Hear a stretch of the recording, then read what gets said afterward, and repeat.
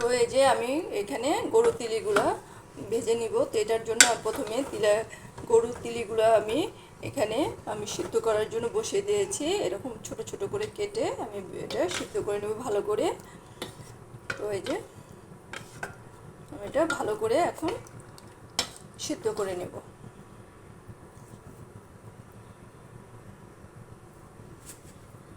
তো এই যে গরুর তিলিগুলো আমি খুব ভালোভাবে পরিষ্কার করে এভাবে পিস পিস করে কেটে নিয়েছি এবং মাঝখানে এভাবে একটু কেঁচা দিবেন, তাহলে ভিতরে মশলা যাবে। তো এই যে এইভাবে করে আমি কেটে নিয়েছি সবগুলো। দেখেন কত সুন্দর পরিষ্কার হয়ে গিয়েছে, একদম পরিষ্কার করে ধুয়ে তারপরে আমি এভাবে কেচে নিয়েছি যাতে ভিতরে মশলা যায়। তো আমি এখানে এখন মশলা অ্যাড করব।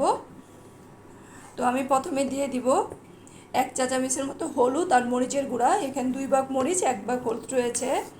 তারপর লবণ দিয়ে দেবো 1 চামচ, ধনিয়া গুঁড়া 1 চামচ, জিরা গুঁড়া আধা চামচ, জয়ফল জট্টিকের গুঁড়া আধা চামচের মতন, আর গোলমরিচের গুঁড়া হচ্ছে আধা চামচ। তো আমি এইখানে শপিং ইংগ্রিডিয়েন্টস দিয়ে এখন আমি গোলমরিচের গুঁড়া সামান্য একটু মেশাবো, যেটা আমি রাঁধুনিটা ব্যবহার করি আর কি। সরি, এটা গরম মশলার গুঁড়া। তো আমি এটাগুলো ভালো করে মিশিয়ে নিব যাতে এগুলোর ভিতরে ভিতরে মশলাটা যায়, খুব ভালোভাবে মিশিয়ে নিতে হবে। তো যারা গরুর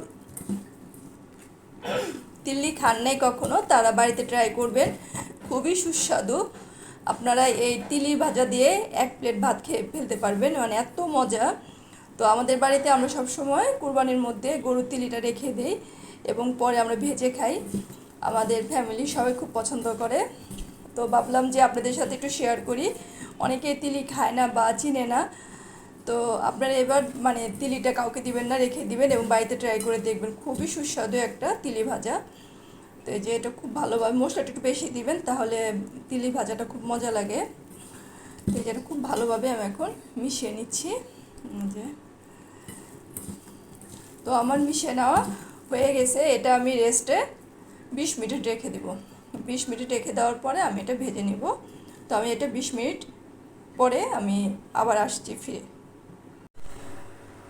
তো আমি এই যে গরুর তিলিগুলো ভাজার জন্য এখানে একটু ফ্রাই প্যানে পরিমাণ মতো তেল দিয়ে দিয়েছি। তেল খুব বেশি দিতে হবে না, হালকা তেল দিলেই হবে। তো আমি এখন তিলিগুলো যে 20 মিনিট পরে 20 মিনিট ম্যারিনেট করে রেখেছিলাম, তো 20 মিনিট পর ফিরে আসলাম, এই যে অবস্থা এখন। তো এটা আমি এখন দিয়ে দিব। তো চুলার আঁচটা অবশ্যই লোয়ে থাকতে হবে।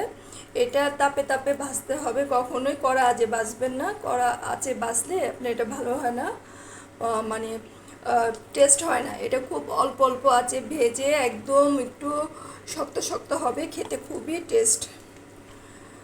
তো যারা মানে খান তারা তো জানেন, আর যারা না খান তাদেরকে বলতেছি আপনারা বাড়িতে অবশ্যই ট্রাই করবেন, এভাবে ভেজে খেয়ে দেখবেন যে খুবই মজা। তিল্লি ভাজা খুবই টেস্ট একটা খাবার। তো সাধারণত এমনি খাওয়া হয় না, যখন কুরবানি দেওয়া হয় তখন আমরা সাধারণত এটা খেয়ে থাকি বেশি। তো এই যে আমি বসে দেওয়ার চুলার আঁচটা লোয়ে আছে। তো আমি অল্প আঁচে আস্তে আস্তে করে আমি ভেজে নিব।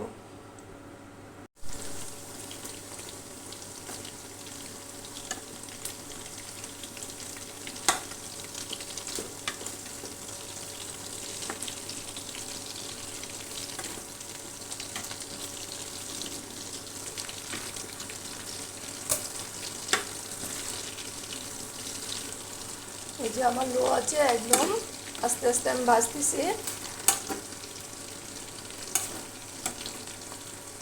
উল্টে পাল্টে এটা ভেজে নিতে হবে।